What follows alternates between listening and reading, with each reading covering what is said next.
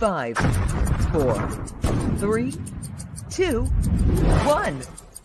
You're live with Neve.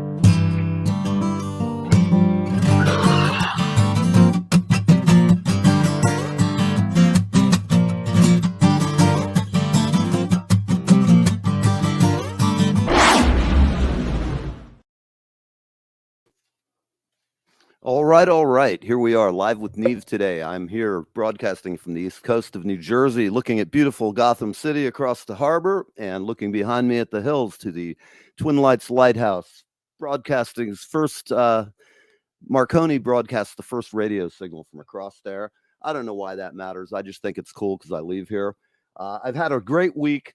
Julie and I have been working away on Planet X. We've got some great guests today. We're going to be talking with the boys from Excelsior.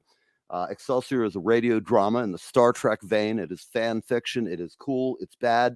And I think you're going to love it. If you hear any of their stuff, I highly recommend you go check out their stuff. We'll be talking to them in the second set. We've got a great guest this afternoon as well. We have, I'm sorry, I'm just looking at the notes here for me. We do have Philip Booth, one of my longtime friends from Tampa, Florida. He has a superb jazz band, and he's had everybody in town who's worth a shit playing on his records, including Goombie Ortiz, my good buddy, and slap happy percussionist from hell, man. The guy actually from heaven. He is unbelievable. It's a beautiful day here on the East Coast. It is 60 degrees out. I've got the window open. I'm looking at the ocean. It's beautiful. And I hope wherever you're at, the weather's good. I hope your Friday's like going to be super. I don't know what you've got going on. We have a special show tomorrow night. We will have our Halloween spooktacular will be going on. And on Sunday, we have a special show from LA, which will be the lovely Tiza. She is one of our great friend Toby Simmons' talents that she manages. And we're just excited as hell. Tease is great, and we'll welcome you on Sunday. That's at 1 p.m. Sunday. And so we have some extra shows this week I think you're going to like. And let's see what Julie's up to. Oh, I think she's left the building for a minute. I know she's got some stuff to do today. But since she is not here, I'm going to go ahead and bring Irish right into the mix. What's happening, buddy? Sorry, I'm not as pretty as Jules, but I'm here nonetheless. No, you're not, but that's okay. You know, you're kind of cute, big guy. Well, I mean, today you are also something. I'm kind of a cross between Gene Simmons and a sea cucumber. Right. It's a cross something. I would agree. Yes. I've got all this hair in my head, in my microphone or headphones, so I can't hear shit. So what's going on? You got anything good going on today? A lot of hard work, man. Hard work and, actually a lot of self-reflection, devotion to friends. And, hard work for them, and it feels damn good. Good. Yeah, it does, doesn't it? Well, I have to tell you guys something. I don't know who sent me this, but I'm really lucky. I have some of the best fans and friends in the world. I go out to my mailbox yesterday, and lo and behold, there's a box in the mailbox. No return address. And I open it up, and I'll bring it down for the next show. I got a copy of Little Steven's new autobiography, and it's signed. And I have no idea who sent it, but whoever you are, thank you. That is so cool. I have the best friends. I've had a couple of really great books sent to me recently. And I'm midway through, it's a neuroscience book regarding what makes us tick. And like why when we get pissed off at somebody, what is the brain doing to regulate our hormones and all those things. And I have to tell you, it's a long, slow read, but it's one of the best things I've read in decades. And all right. For people who kind of don't know a lot about it, it explains it in terms. If you're a professional, you'll know what's going on. But if you're a layman, you'll learn a lot. You'll learn about if you ever have to go to the hospital, somebody has a stroke, for example, you'll learn things that you might want to know if you have, elder parents. But enough about that crap. I'm going to bring Mikey on and see what he's up to. Uh-oh. Here he is. His mic is off. The man.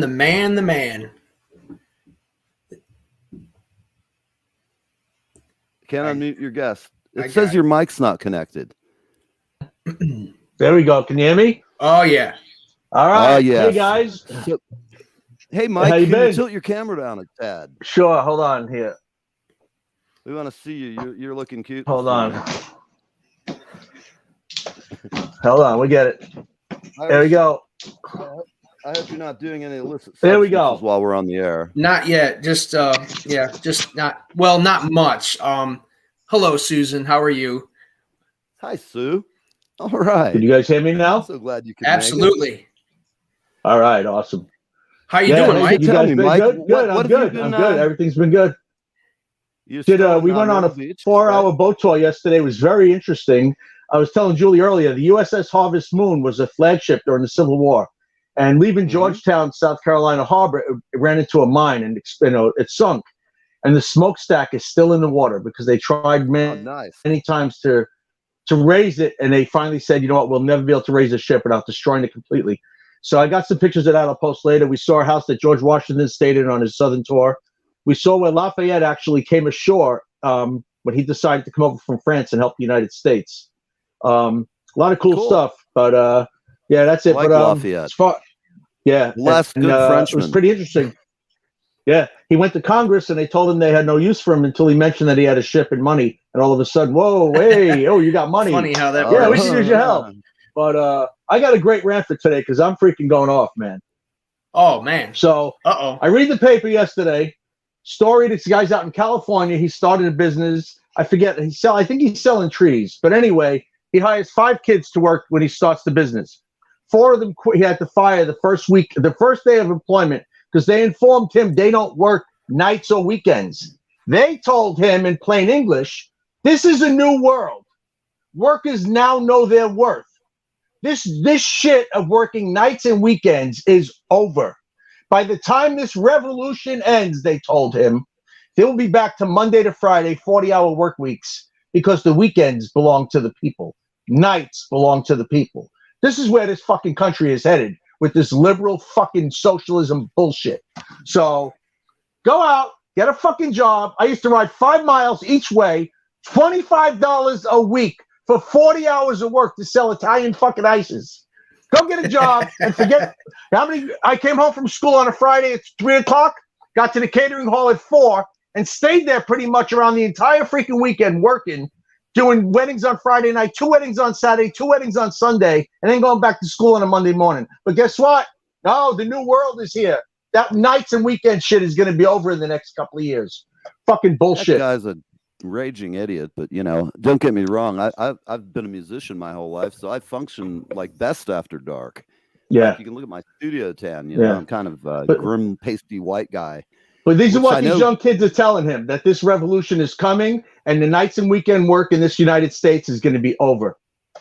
Just remember this shit. We were all young once. These young chatterheads, they think they're doing right. They've been poorly educated. And for the most part, they have good intentions, which, that cliche, the road to hell. Yeah. The road to hell is paved by a lot of things, by a lot of people. And, all I could say is to all you young guys, look, I know you feel it's cool to go out and riot and do shit, but try doing something cool. Go volunteer somewhere instead of bitching about how bad it is. Right. Go help somebody who's fucked up and can't help himself. That's my feeling. There's a lot to be said Republican about that. Or Democrat. I got friends in both parties. I find things equally offensive from both at times. But again, our shows we rarely touch politics. This is as far into it as we'll go down the rabbit hole. But so, Mike, tell me, now that you're back, is your life, you seem to be still having a good time? Is Debbie enjoying the various gigs you've been at? We're having a blast. We're leaving Monday for Memphis for a couple of days because she's never been to Graceland. I'm taking her to Graceland. All right. I'm booking a cruise for January. I was telling Julie, Carnival Cruises is just about giving their cruises away. Like, I'm a VIP member, So they were offering all these 5-day cruises are free. You don't even pay for the cabin. But I They're found a fucking 9-day, free? 8-day cruise out of Port Canaveral going to St. Martin, St. Kitts, San Juan for $100 a person, plus the taxes and the tips. It's freaking ridiculous. Why don't we get everybody on the crew? We'll all go with you. We should. Set January 15th out of Port Canaveral. I'll pay for everybody. Yeah, January Great 15th. fun. It sails out of Port Canaveral. But, we were going to wait till all this mass bullshit was over, but who knows when that shit is going to end. So I said, let's just go and do it.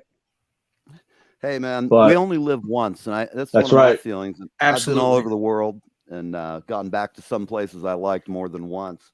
Travel is the best thing you can do, no matter where you come from, no matter your political. Go out, and if you go someplace different, and don't just go to all the tourist shit. My advice is go out there and meet some people, eat food like they do. Don't be an ugly American. Don't be some fat bastard walking around with your fanny pack and your fat little wife, and you want to go to like McDonald's in Rome. You'd not believe how I went there, and I just went in there to take a dump. It's like right across the street from the Pantheon. And the people who were going in there from America embarrassed me. They were all morbidly obese, and they're like wandering in there, slopping down on the burger, whatever they called it. I'll tell you this: it had the same fucking smell every McDonald's in America has. Oh my god! When I was at Muzak, I was a Muzak guy for 12 years, and I've been in many, many fast food places, and I never eat at any of them as a result. I'd have all these guys on McDonald's, Church's Chicken. They're like, hey, they give me some food, man. All right. Yeah. Okay, I just ate breakfast, We're trying not to eat any of that shit anymore. It's just so horrible for you. It's not funny. Gotcha. I'm looking here. We got some words here. Oh, yeah. Hey, Irish, I didn't see your cue, but thanks. Okay, we have a couple of minutes left, and then I want to see your mug, man. Yeah. Hey, I just want to tell you too that Debbie and I, you make fun of us about this bingo craze. Well, guess what? Wednesday night she won $35, and I won $5. Oh man, we're going to fucking Vegas, man. We're gonna hit the fucking Vegas bingos, the cruise ship bingos. We're going big time now. Fuck this. Fuck the resort. We're going big time. I think you'll do better with the playing tic-tac-toe with the chicken in Vegas. It's one of my favorite pastimes when I was an alcoholic, and that's what I had to do. Oh my god. Oh, Jesus. Goddamn you guys thing want to whipped see what my else she ass, does? too, I'll tell you. You guys know the Brazilian steakhouse, you go and they give you the card to put on the table. Green, right? Green if you want more food, red if you don't want any more food, right? Well, smart ass thing that Debbie now uses this on the bed. So if I go into the bedroom at night and the green side is up, guess what? If the red side is up, so now I'm freaking, these people don't realize I'm 61 freaking years old. They think I'm 18, but I'm not. But so anyway, she can put the green side up all she wants. If I'm not ready, I'm not ready. Oh, man. Yeah, no, I couldn't believe it. I went in the bedroom last night, and the green side is up on the bed. I'm like, what the fuck? And then I realized what she was doing. I was like, oh, no. Oh, that is great. I'm going to say something. Men and women are wired completely different. And I believe that, as a man here carrying my man card, there's no good time. There's always time for sex in a man's brain. I don't care, where it is. There's always a good time to us. Our wives are like, just go over there and, take out the garbage. I mean, depending on your wife. I don't have a wife. I have a great girlfriend who puts up with my proclivities. And at any rate, we're going to go to a break in a minute. All right. Julie is having incredible technical problems. We're really pissed off at the internet today. Not much I can do about it. So I'm going to fumble through some of our commercials here and put something on because man, all right, we got here we go, little commercial action. We're going to be back here on Live with Neve. We are going to have Excelsior on in a moment. Hi, this is Leland Sklar and Technical problems. Oh fuck. There we Hi, this is Leland Sklar, and I am hanging with Neve, and I am having the best time of my life. Live with Neve. Hi, I'm trumpeter Greg Adams, and I'm live with Neve. All right. I guess I'm Let's back. get everybody back here. I don't see Julie back yet, but that's okay. There we go.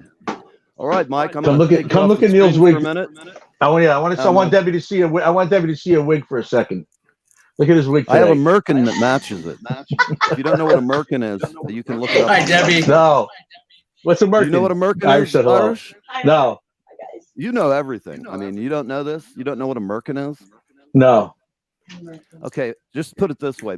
This is going to offend some of you. If you're offended and you're offending goat, please don't stick around. This could hurt. What they would I'm sorry, I'm having a complete breakdown here. I'm trying to read two messages at one time. Julie is still having problems. And the two clips for Excelsior, I should be paying attention to this.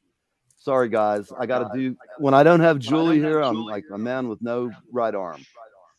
We're going back down here to find the Excelsior boys stuff. All right. Well, I'm going to bring the guys on, and you're on Live with Neve. This is the folks from Excelsior, which is a drama, a radio drama, like the old-fashioned War of the Worlds and things like that, except it's Star Wars fan-written, and it is exceptional. Sometimes people hear the term fan-written, and they go, oh, it must be lame. It's just some guys doing this. Just close your eyes, shut your mouth, and put on your headphones and listen to what these guys do. And if you're a Star Trek fan, you'll absolutely dig it. I mean, it's incredible what they do. So I'm going to say goodbye to you guys on the screen for a minute. And sorry for the kludgy stuff. Oh, it's my turn. It's my I was turn. just trying to remove you. There we go. And Mike, see you in a bit. Garth, Jim, James. Hey, buddies, what's happening? I got on mute. There we go. Hi, Neve. Thanks for having us on. Yeah, It's thank great you. to be here again. It's great to have you. So what are you doing right now? I know we have the clips. But without Julie, she's going to lead this interview, so she's been involved with you guys. I know. Why don't you just tell everybody give us the whole history, because I know it. For our fans, just tell them a little bit about how this started. And I love your story, by the way. It's so cool. So back in 2006, I was running a game of a little Star Trek role-playing game. People wanted to pretend to be Star Trek characters together. So we said, well, we don't have enough people playing this game, so we should dramatize some of our stories. And that'll get people to come seek us out. There was a small little community of Star Trek audio dramas back in the early 2000s, and we thought, well, we'll join them, and then we'll get lots of fans, and they'll join our game. So we started adapting some of our earlier stories to be presented as audio dramas so people could kind of hear what we were doing. And that it just kind of took off from there.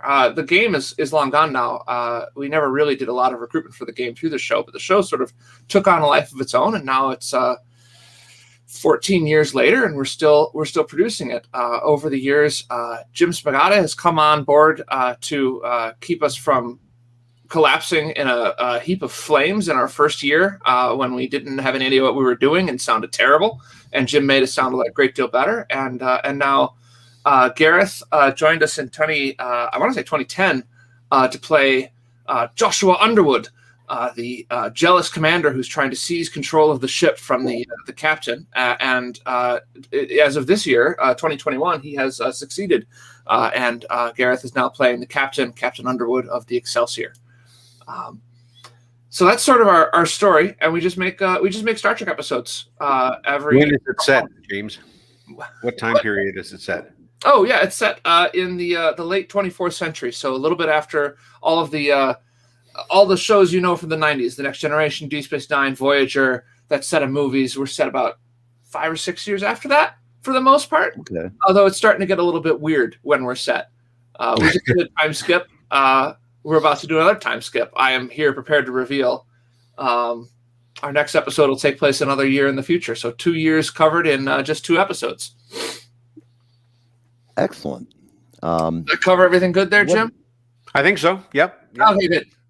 The next episode. Tell everybody a little bit about how your process works. I'm a big fan of how you have produced this series. Having talked to you last time, it's very similar. I've been in audio all my life, owned a recording studio, and I think yours one of the best sounding dramas. I never heard you when you guys sounded bad, so I can just say you've certainly got it happening. It sounds great, and I'm really thrilled to have you all on, because this is what I think makes great art, is when people just start to do it.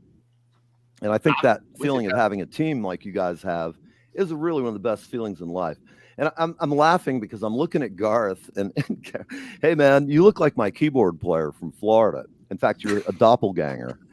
And so all I can say is if you're ever down in St. Pete and they come up and hand you a bar tab, you'll be in trouble. I'll be like, all right, Grant, you bastard. He was a very fine keyboardist and a great friend. I was in a band with him for years called the Shake Society. They're still there. But Garth, when did you come on board? Refresh my memory again. Yeah, I can't remember if it was 2010 or 2014. No, all the years seem to merge together into one. But I was looking. I got into audio drama myself. I think I'm someone who actually sounds better than I look. So audio drama plays to my strengths in that regard. So Right. I have a great face for radio. They tell me all the time. That's why I know write. exactly what you mean.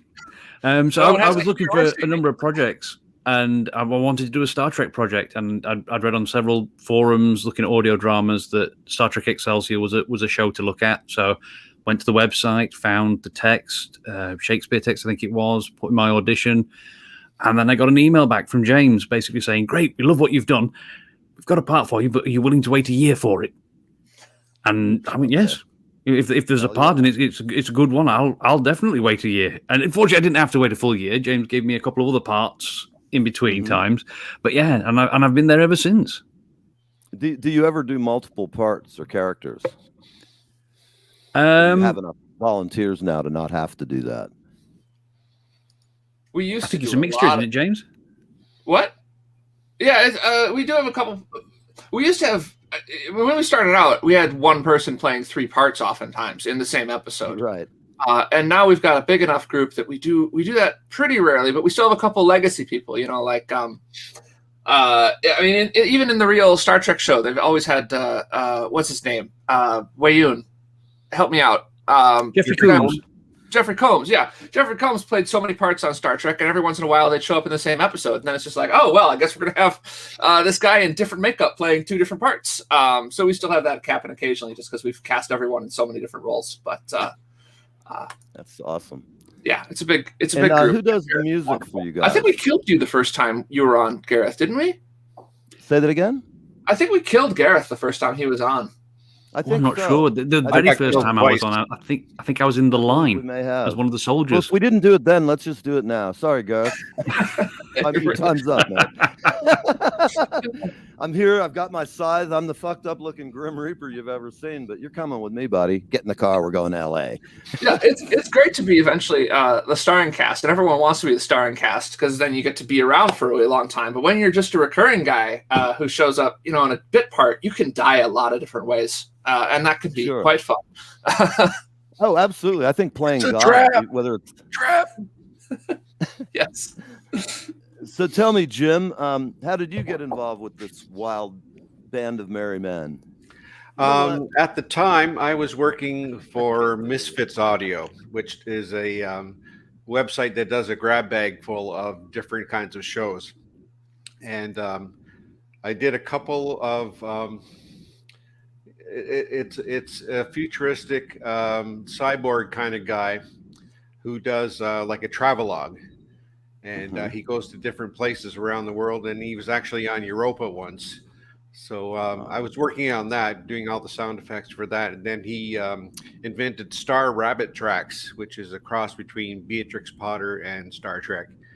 And Captain Peter Rabbit was the captain, et cetera, et cetera. So I've been doing that for about a year or so. And then Gary Cobham, who was with Excelsior and still is, said, hey, they're looking for some mixers over at Excelsior. You want to give it a try? And I said, okay, sure. So when I went over there, they said, okay, here's a scene. Let's hear you mix it. And it was an aerial battle scene. So they said, if you can do that, then you're on. And of course, I tried and I did it complete with lasers and machine guns and shuttles flying through the mountains and such like that. So yes, I did it. And I had my trial by fire. So I've been working with them ever since. I gradually took over. Do you have an audio background prior? I'm a theater technician. And technical director. Oh, okay, that explains. So I started out mixing musical, like jazz ensembles and stuff like that in the 80s. And then I graduated and did two radio dramas. We did a Shadow and a Halloween show nice. for their local radio stations. And I was there with a reel-to-reel, 2 cassette decks, a mixer, and I had to, put it all together that way in the old days. And we had just received our first CD library. And that was somewhere about that's always great, isn't it? Yeah, so I bought the Lucasfilms collection once, and I was going to say, I just mentioned the sound effects library. I bought the whole Lucasfilms collection back in the 90s, and I was so when it finally came the unboxing, I was just like jumping out of my skin, because you have such great samples to use. What not to interrupt, but I've already done it. So what program do you typically use? Do you use Pro Tools, or do you no, I'm not a Mac person. I do use a Mac occasionally, but Windows, and I've used starting with Cool Edit. Then I did Sony's SoundForge. That's what I use. I use it's actually called now it's Vegas. I use it for video. Vegas, for video, and and I've dabbled in video a little bit, so I've used Vegas, and now I'm an Adobe guy, so I'm working with Audition. Oh, right. And well, Julie, our co-host, is back, and she's also. We're about to get her. We're going to get her premiere and all that good stuff to keep the show looking good. And Premiere's so, good. Jules, you want to come on? Look, I'm bringing her on anyway. Come on in, Julie. Hey, babe. Oh, she keeps flashing. She didn't want to come on. I don't know what she's doing there. I'll let her add herself to the conversation. We got about 4 minutes. Do you find that? Have you ever had anybody that you've interviewed? Like, I read your audition process. Yeah. And there's $100 bill taped to mine. At any rate, you can be captain now. Sorry, Gareth. I'll just go right. That's it. I'm Captain Queeg. I'm Captain Queeg, you bastards. Clear the deck. At any rate, do you ever have people who've never done this who come on and just blow you away with their talent? Like somebody who's never done this and they just green and they come in and blow you away with their delivery, or how does that work? Gareth, how much audio many did regulars before you joined us?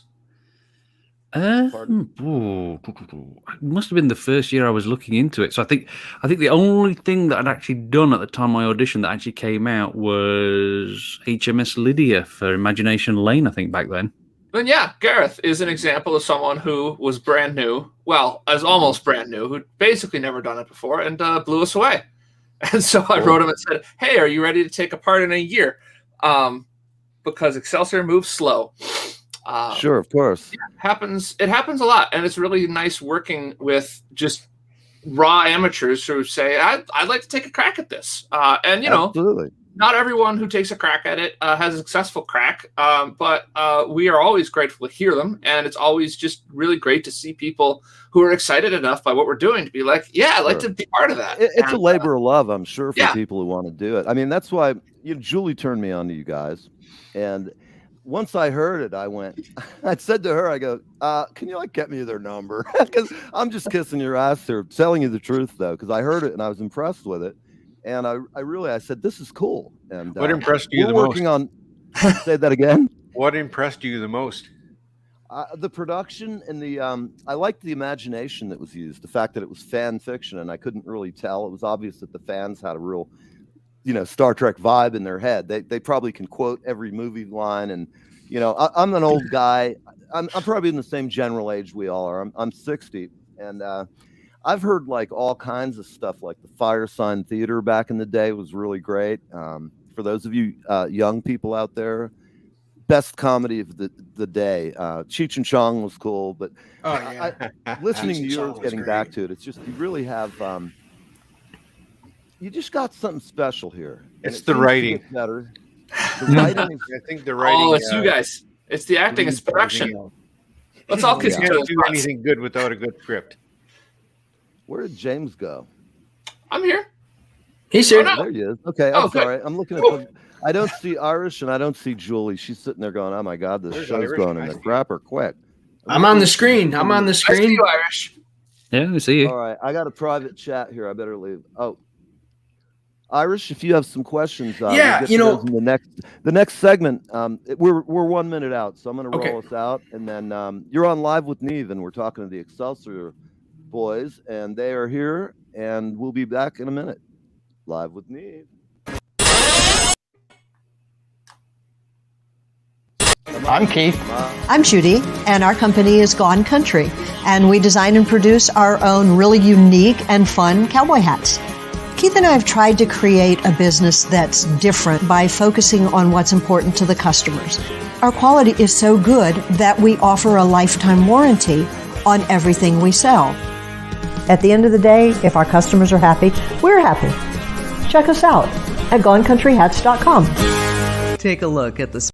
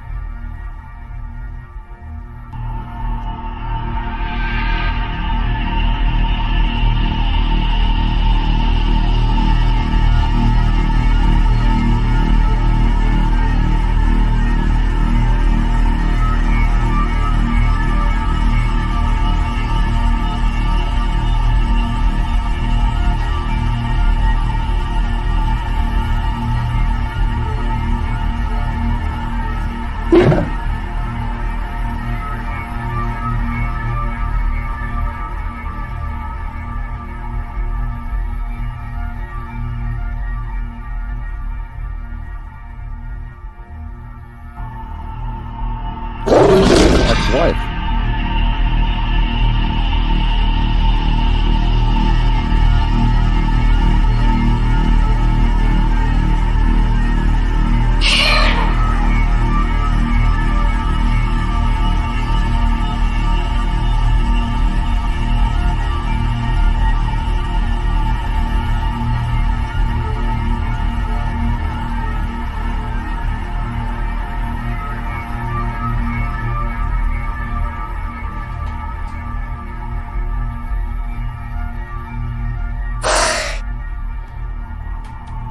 Shoot that thing.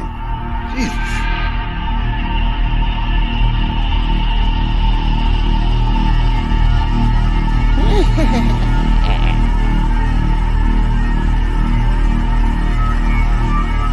Oh man, this is my new girlfriend, man. Girl's got skills.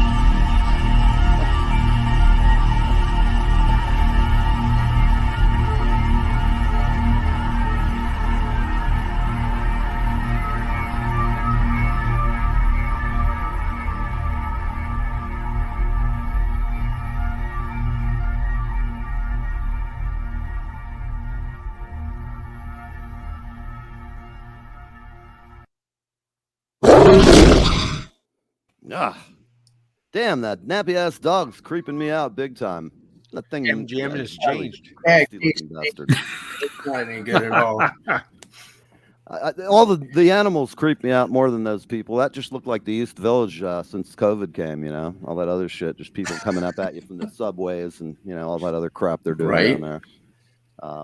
So we're here with the Excelsior boys, and we're going to play a little video, and I think you're going to love it.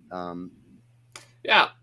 This is let's start with the clip from Every Good Cat. No, what was it called? It's from Picking Up the Pieces. And this is just a little sample of what we do. In this episode, they're coming home from a horrible battle that has wrecked the ship. It's left them all exhausted. It's left their captain on the brink of Captain Dovan at the time, on the brink of leaving Starfleet because he's just so bummed out, quite frankly.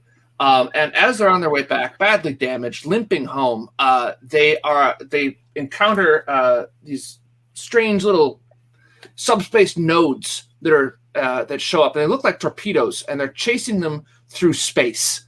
They're being chased by these nodes, and they spend the whole episode running away from these nodes, which every time they get close to the Excelsior, they start attacking. They start dropping the Excelsior shields, and they've managed to evade most of them so far. But now, as the episode comes to an end, there's a whole bunch of them show up at once, and there's a final confrontational battle with the attacking torpedoes. And that's what this clip is. And let's hear what happens. It's a classic. Go ahead and roll it. Captain on the bridge. Yubari, shield status. Falling steadily. We were able to harden them against the nucleonic pulses, but not completely. And they're firing a lot more of them. And as soon as our shields drop, we'll be vulnerable to warheads. Lorak was a better tactician than I am. Underwood, what have you got? We think we have a weapon, Dovan. Engineering is calling it an inversion. It's a short-range isolytic burst that tears apart subspace where it hits. Those torpedoes will be torn apart. Then by all means, fire at will, Yubari. We've given the order, sir, but engineering needs time to power it up. How long? They said they'd be ready 2 minutes from now. Unfortunately, Dovan, our shields only have 60 seconds left. Well, whoever they are, they sure know how to build a torpedo. Rawl, transfer everything you can spare to reinforce shields. Leave some juice to fly us out of here if it comes to that. Sir, I'm not sure I can stay ahead of them. I'm aware of that, but it might be our only option in about 40 seconds. Sir, shields are beginning to fluctuate. We need more time. Bridge to engineering. We need more shield power, Ensign, and we don't care where it comes from. You can have shields or a weapon, Bridge. Pick one. We'll take the weapon, Ensign. Thank you. Yubari, prepare a firing solution. Implement the moment the inversion is ready. Underwood, find a way to disrupt those nodes, or torpedoes, or whatever the hell they are. Buy Ada the time she needs. I'm not much of an astrophysicist, Dovan. Those waves feel like they're firing in some kind of pattern. Figure out what it is. I don't need a field equation. I just need 30 seconds. Aye, sir. Sir, shields collapsing. Rawl, you've taken everything you can? Yes, sir.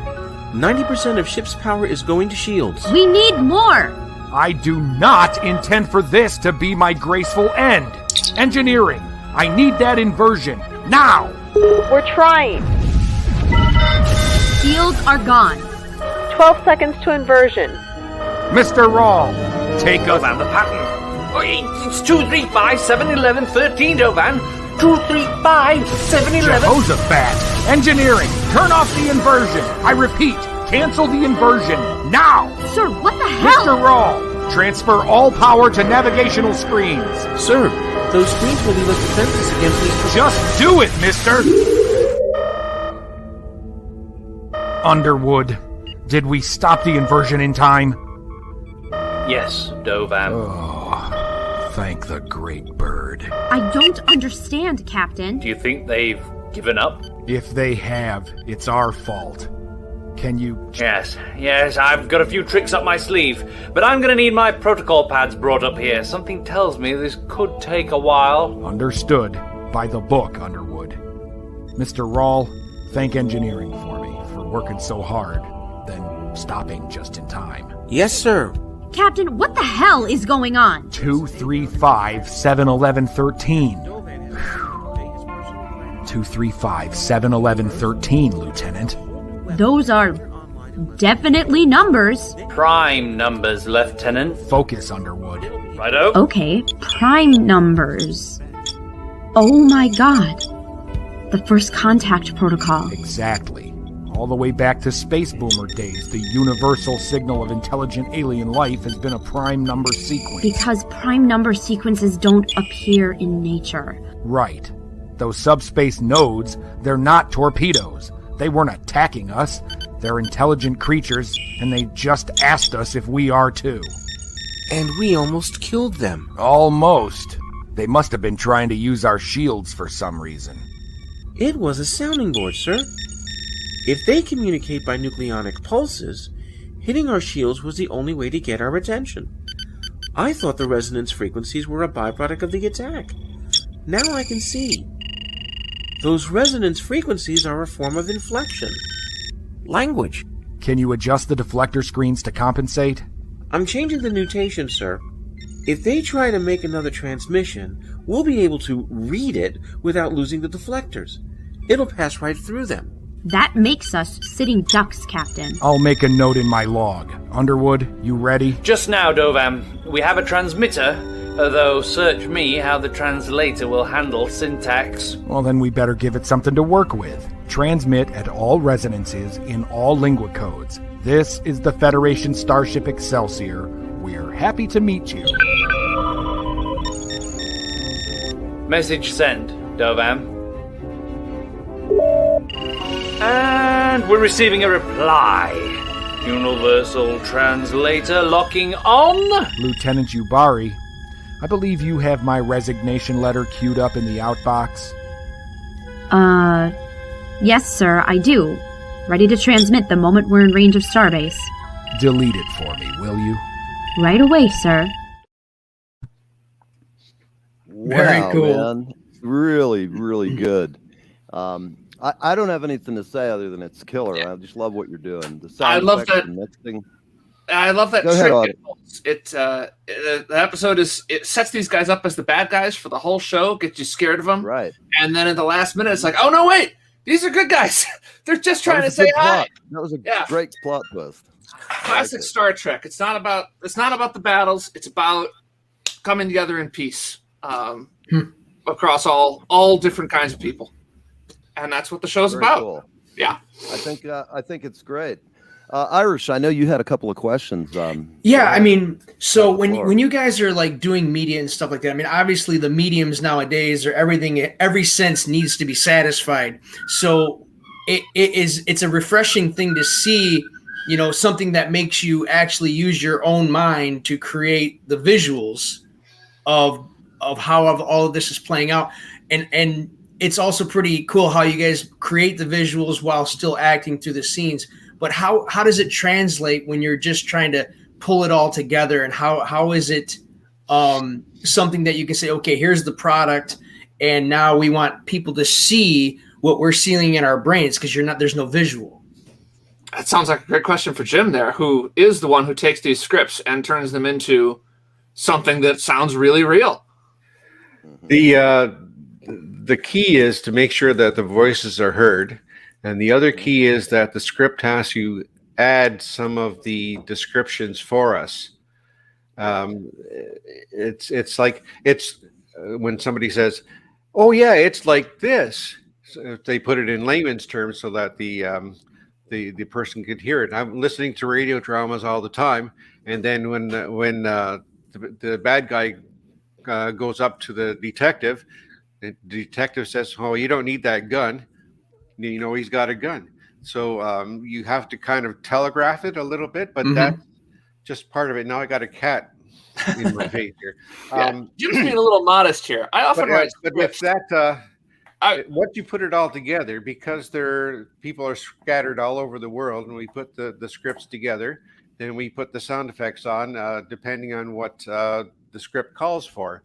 If you're on the bridge, you got bridge sound effects, and if you're on the transporter, they do all that. So we have a cache of sound effects that we begin with as backgrounds, and then we add all the little spot effects that happen all the time, so that we bring it to life, so that we don't have to have the characters describe everything. Yeah, there's got to be a fine line to it for sure. Yeah. So what I do is I picture the whole thing in my mind and where people are standing. So if I have somebody talking over here and somebody talking over on the other side, You pan them back and forth so that they're talking to each other, and then they can cross back and forth. So there's a sense of movement, and there's a sense of space rather than just the background sound effects. So that's how we try and create the environment, and it's different for every scene. Very cool, very cool. We have Kevin Sorbo on from Andromeda. And it's like it's just all kind of cool. I've always kind of enjoyed that stuff, but I know we got to get rolling out on a thing here. So thanks for answering my question. You're welcome. You're on Live with Neve. We'll be right back. You're on with the boys from Excelsior, and we'll be right back.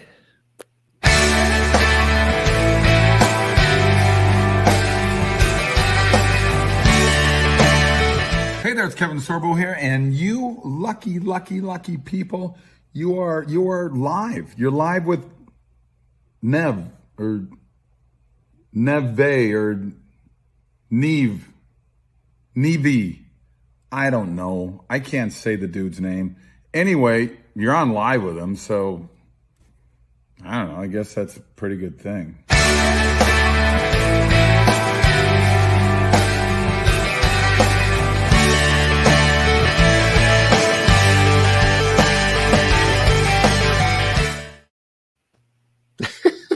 All right. He's a character. Kevin's such a great guy. He is so much fun, I have to tell you. Just really what a gentleman and a fine man in general. And Hercules. So I guess we have another clip, and we're going to play it for everybody watching. I've got to set this one up a little bit because it's really a story. Okay. People sometimes say, we sound very professional, and I always take that as a great compliment because you are a lot of hard work, and we do. And Jim is a little modest there. I mean, the script tells us him to do some things, but Jim invents a lot of ideas to make the sound, the flesh out the soundscape. But this is a story. One day, a couple weeks ago, actually, I'm watching Star Trek Lower Decks, which is the new show from Paramount Plus, and I'm listening to them. They're having some scene on a warp core deck, and I'm listening to it, and they turn on a warp core and a sound plays, and I'm like, that's my sound. I did that sound. I made that sound 10 years ago. And I was trying to figure out what happened. And as it turns out, many years ago, we have a big sound library, like Jim said, and we took our big sound library and we donated it to some people over at trekcore.com, and they're a big site that shares sounds and images from Star Trek. And the sound library we gave them had a lot of stuff that was ripped out of Star Trek episodes, and also had a couple of our own sound effects of our own invention, and they posted them all up on the website. And apparently the people who make Star Trek now downloaded the whole TrekCore sound library and now use it in episodes, it makes sense because they get access to a lot of old Star Trek sound effects that create that sense of continuity for them, but also they got a few hours. And they slipped in there. So now every once in a while I'm listening to real Star Trek and I'm hearing our work and I'm like, oh, I guess we are professional now. We're canon. That is great. We're canon. So I spent some time last night. I just traced the history of this particular sound effect, and I didn't even I took it from a Star Trek Bridge Commander mod, and then I kind of deepened. You are the ultra nerd, man. I am bow the to your ultra nerdliness. nerd. You are the uber nerd. I mean, I like it. You are the man. I'm sitting here listening to this guy going, it sounds like me and Julie and a lot of people in the creative biz. I love the fact that you're making your own, and it's so great to hear it coming back around to you. I mean, I it love is. that. So this clip is just proof of work that we actually did do this thing, and it showed up in a show. So play it away. Here is the original sound effect from Star Trek Bridge Commander by, I think, Nano FX, but it could have been one of the other modders. Systems online. And that was 2005. Here is my modification to that sound that I made in 2010. And then we put it in a scene produced by Mike Hennessy, and here's that scene. Proceed with power-up, Adao. On it, Captain. Initializing plasma feed. Try raising the starbase. And then we sent this sound over to TrekCore, and it sat on the TrekCore website for a decade, and here it is in Lower Decks 4 weeks ago, this year. Wow, sir! You're recalibrating those plasma injectors faster than I've ever seen! I got it! Aha! Faulty resonator! And here is that clip one more time right next to the original sound effects so you can be sure that, yes, those really are the same sound. I got it! Oh, man, I love it. Yeah, that's my story I'm telling everyone this week. Hey, I'm official now. I'm Great, legit. great story. That's actually, you know. You're not even the audio guy. Yeah, I know. I'm Right? sure you're going to have stuff show up on Lower Decks sooner or later, if you haven't already, Jim, because there was some stuff. I mean, the library is from 2010, so it doesn't have any of our good stuff. It just has our original crappy stuff. We better make sure we add to that. Yeah, that's true. I should reach out to Michael Broadhead and say, hey, I got some more sounds for you if you want Lower Decks to have them. So much that goes into all this stuff that people just have no clue about. Oh, yeah. Very cool. People think it's easy until they actually try and do it. No, it's there's And, no Many people say that's they're the gonna whole try trick. something. Yeah. If you can make it sound easy and make it sound like in a way that no one is thinking about it, that's when it's working. Right. That's When when people That's why it willfully- takes so long between episodes. yeah, 3 months of pop Right. at best. So, where do people find your stuff? Oh, right. We should actually plug the show. We're on www.starshipexcelsior.com. And you can also get us on iTunes, the Apple Podcast store, the Google Play store, and basically any podcast app in the world. We're on there somewhere.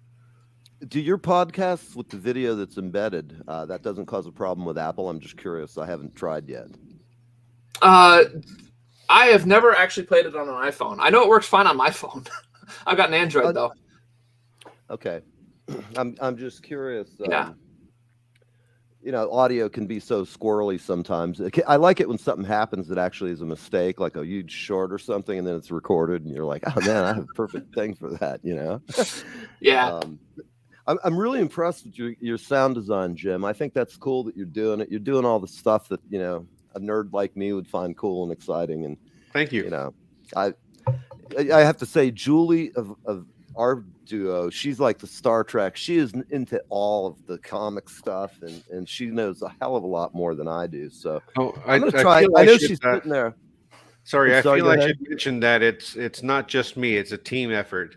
That's We true. have, Absolutely. we have about 4 regular mixers that work on the shows on scenes by themselves. Mhm. They hand in the scene, I listen to it and make suggestions about how to fix this, how to fix that, and once it's Right. all put together with all of Do our you together. when you get various recordings, do you compress and limit and do all that kind of stuff? to Well, we make it get the better? raw vocals, and we adjust them to have constant volume and get rid of all the background noise. Then So we much put background them noise. together according to the script, and then Mhm. in each scene, each engineer has access to the same sound effects. So if they're on the bridge, they grab the bridge backgrounds and all little beeps and Mhm. boops and stuff like that, and course. they hand it in. They send it to our central website, Cells. And I listen to it, make suggestions, and approve it, or say it needs more work. And once all the scenes are approved, I say, "Okay, James, put the music on it." And he's a music library in his head, and he does a marvelous job setting it all up and adding. Do you ever actually like do any of your own sound work as far as Foley and all that stuff? Oh yeah, we have to, because even though mean- we have 250 gigabytes worth of sound effects, we Jeez. still don't have that slosh from a canteen that we need. Right. Or something dropping on the floor, or putting a pad Mhm. down. So yeah, we have a microphone, and some people go out. But you and do some field recording and things to bring that in if you need the effect. Yeah, when I was teaching at the university, I often had my my first year, second year drama students do stuff for me. So they would do Oh, background nice. voices for me, and I'd say, "Okay, you're in a shuttle and it's going to crash, and what do you say?" And I love they it. get together and they just ad lib all this time. And I said, "Okay, I need a bunch of people running up and running back." So we went outside and they ran towards me, and then That they is ran sweet. back. So that's the kind of thing that I love doing, and I don't do it enough because mostly we're in what do you call that, a capsule show, when Okay. you're in just the ship and there's nothing else, so you don't have to build anything. Right. So where do you teach, or where did you teach? I'm retired now, but I taught theater tech, lighting design, sound design, props and set and stuff like that at the University of Toronto right. in So you're up in Mississauga, Canada. and I worked there for 25 years. Before that, I was a technician in Grand Prairie, Alberta for 10 years. So wow. I used to work for a company out of Toronto. It was a sound masking company, and I love the city. It's a great. I've had a great time every time I've been there. You guys are so much more polite than Americans, especially like people from New York like me. well, yeah, okay, thanks. Sorry. That's a good answer. No, I found it just it was an interesting cultural thing because I spent a lot of time up there when I worked for them, and I just like, man, everybody's nice. I like that, Not everybody, and I know that there's exceptions to every rule, and there's shit heels everywhere, and there's good people everywhere. I just noticed that you guys just seem a little calmer than the average American, especially somebody like me, because I've been hot wired since I came out of the womb. I was like, hey, where's the drumsticks, Ma? I got to go to the gig. Let's go. Get my shoes. And at any rate, I have a great time. Here, we have to be cool. You have to be cool. You got some ABC's great food life. there. I'll too. always be cool. Yes. Well, tell me, where are you from, Gareth? You're in England. Where? Yeah, South Yorkshire, sort of in the middle of the north. Okay. Is it getting chilly? It looks warm outside, but I can imagine it's been very windy and a bit icy at the moment. Isn't it always windy and icy in the north of England? That's sort of my impression. Yeah, more often than not. That's true. I'm going to ask you a personal question. Have you ever eaten haggis? No. Good. No. Good. Bless you, my son. Dominus. You will all be okay. Take it easy. I resemble that remark.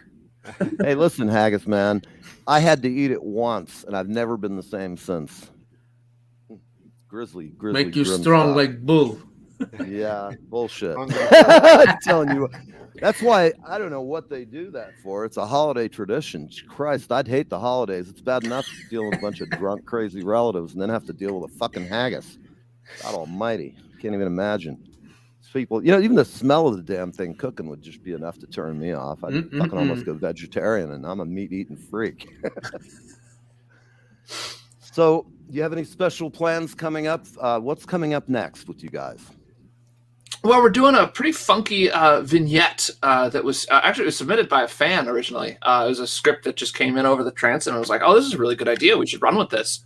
So I wrote it out a little bit more, and I had to write a lot of Shakespearean blank verse for it. That was fun. And it's going to be about the bad guys for the most part. And we're trying something. We're going to see things from their perspective, and we're going to do it in binaural, which is something we've wanted to do for a long time. Binaural is sort of a 3D sound design concept where you use some really interesting audio tricks that I do not understand that involve lots of math to make it so on your little two ears, it sounds like you can hear things above your head, you can hear things in front of you, you can hear things behind you. That is cool. Nice. The ideal does way it have of to be recording encoded on the recording? It doesn't. Go ahead. No. Yeah, you go, Jim. Okay. The key thing about recording binaural is you use what's called a Kunstkopf, which is a false head with microphones in where the ears would be, mineral head, and it has little the flaps as well. So you record it, and then because of the way things bounce around and where you get it, that's what we're going to try and emulate. So some of the stage directions, he comes from above on the left, and he comes from above. Right. Yeah. With today's technology, it's a very natural effect too. I mean, obviously, we can't actually have people record on binaural because we don't have 100 heads to hand out to our cast. But we have there are plugins now that let you simulate that. Well, we would need to be in that environment anyway, James, to do that. I don't think we have the studios to do that. Right. All right. Well, listen, it's been great having you guys on. I will always make time whenever you're doing something new. Please, check. Just let us know. We'd love to help you grow your thing. And we love hearing you say nice things about us for an hour. It's great. Well, y'all are a nice bunch of folks, and you're doing a great thing. And I'm definitely a fan. And like I said, I'm going to slip a bill in there in my I'm looking forward to it. And your audition. I am too. It's so much fun. You guys are great fun. I mean, and I like that. I like people who are most people think about stuff like this and won't get to it, but you all have done it and you've been doing it for 10 years. I think it's great. We're out of here. It's Live with Neve. It is 12 o'clock on the East Coast. Here we are in New York. We're going to say goodbye. And thank you, Julie. And thank you, Goombi Ortiz, for our theme, Sunny Day with the King, which as soon as we get off, I'm going to have to, I'm going to have to answer a letter from Facebook. And we own the copyright. Here we go. All right. So have a great day, everybody.